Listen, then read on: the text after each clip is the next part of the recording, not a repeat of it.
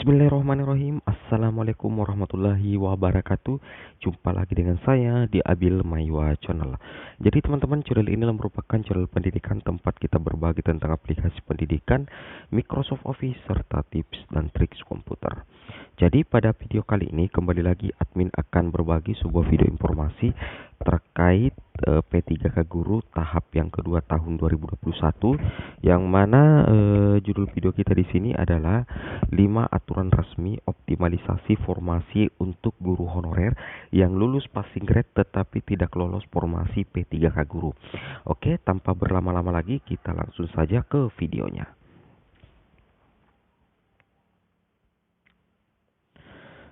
Jadi teman-teman, di sini kita mencoba flashback ke nilai ambang batas. Di sini untuk nilai ambang batas itu sebenarnya untuk P3K Guru tahun 2021 itu ada 3 teman-teman ya. Yang mana nilai ambang batas kategori 1, nilai ambang batas kategori 2, dan tentunya nilai ambang batas kategori 3. Seperti itu ya. Dan setiap nilai ambang batas itu ada penyesuaian nilainya teman-teman ya, terutama di nilai ambang batas kategori 2 dan nilai ambang batas kategori 3, seperti itu. Oke, kita lanjut lagi.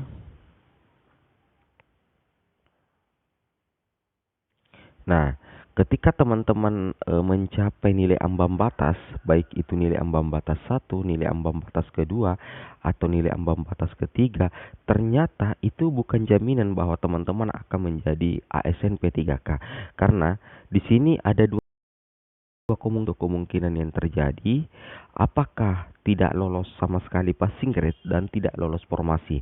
Kemudian yang kedua adalah lolos passing grade, maksudnya lolos passing grade apakah passing grade untuk kategori 1, kategori 2 dan kategori 3. Nah, di situ maksudnya lolos passing grade namun teman-teman tidak lulus formasi. Nah, ketika hal itu terjadi, maka nantinya itu akan ada optimalisasi formasi teman-teman ya. Nantinya itu akan ada optimalisasi formasi. Namun tentunya teman-teman harus pahami bahwasanya ketika si formasi ada 5 syarat atau 5 ketentuan resmi yang terdapat di Permenpan RB nomor 28 yang mengatur terkait optimalisasi formasi teman-teman ya.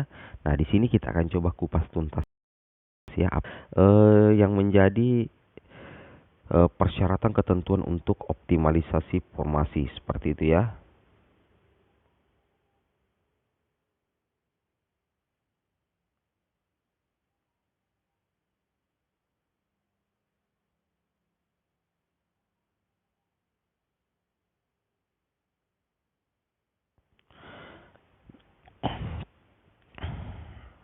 Nah, di sini teman-teman bisa melihat di Permenpan RB nomor 28 tahun 2021, di sini dijelaskan dalam hal kebutuhan P3K belum terpenuhi, kebutuhan P3K akan diisi oleh pelamar yang tidak lulus seleksi kompetensi 3 dengan ketentuan berikut.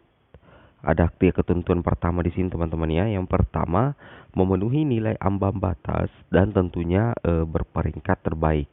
Ya, itu yang pertama ketentuannya untuk optimalisasi. Jadi wajib memenuhi nilai ambang batas dan tentunya teman-teman wajib berperingkat terbaik. Jadi muncul pertanyaan, ketika teman-teman tidak memenuhi passing grade, otomatis teman-teman tidak akan masuk ke dalam kategori yang akan dioptimalisasi formasinya. Seperti itu ya. Nah, jadi teman-teman tidak akan masuk kategori optimalisasi formasi setelah tahap 3 berlangsung apabila teman-teman ini tidak mencapai nilai ambang batas. Nah, kemudian ketika teman-teman memenuhi nilai ambang batas, apakah teman-teman akan secara otomatis menjadi ASN P3K melalui optimalisasi formasi? Jawabannya tidak teman-teman ya. Karena kenapa?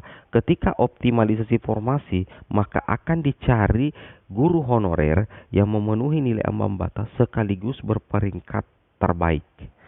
Nah, siapa nilai yang paling baik, maka itulah yang akan mengisi formasi yang masih kosong jika masih tersedia. Seperti itu teman-teman ya. Itu yang harus dipahami terkait poin A ini. Nah, seperti itu.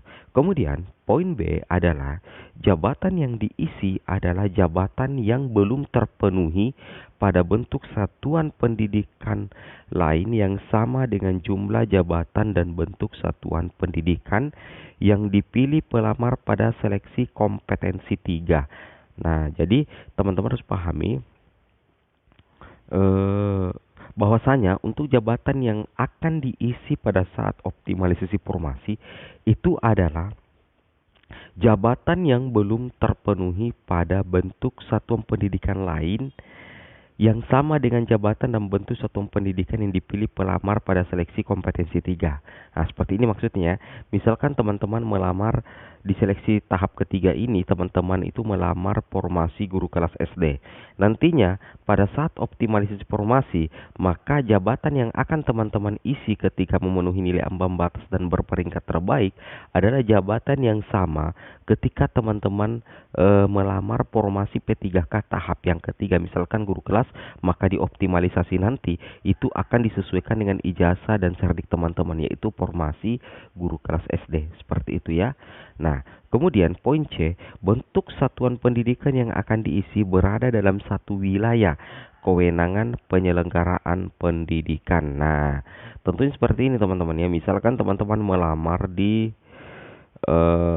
Kabupaten Nrekang ya. Misalkan teman-teman melamar di Kabupaten Nrekang. Misalkan teman-teman melamar di Kecamatan B. Nah, nantinya di optimalisasi formasi, teman-teman itu akan mengisi formasi di optimalisasi setelah tahap 3 akan dipilihkan formasi di Kabupaten A. Tetapi apakah pasti di Kecamatan A? Bisa jadi teman-teman berada di Kecamatan C, Kecamatan D, atau Kecamatan E, sepanjang formasi yang masih kosong itu ada dalam satu kabupaten tempat teman-teman melamar P3K guru. Tidak menutup kemungkinan teman-teman ditempatkan di Kecamatan C, Kecamatan D, atau Kecamatan E, tergantung formasi yang dipilihkan yang masih kosong teman-teman ya, termasuk kekosongan formasi yang akan dioptimalisasi, tetapi tetap berada dalam satu kabupaten. Seperti itu ya. Itu yang harus teman-teman pahami. Jadi ini resmi teman-teman ya. Terkait optimalisasi ini poin A, B, dan C, inilah yang akan diterapkan nantinya di setelah tahap yang ketiga.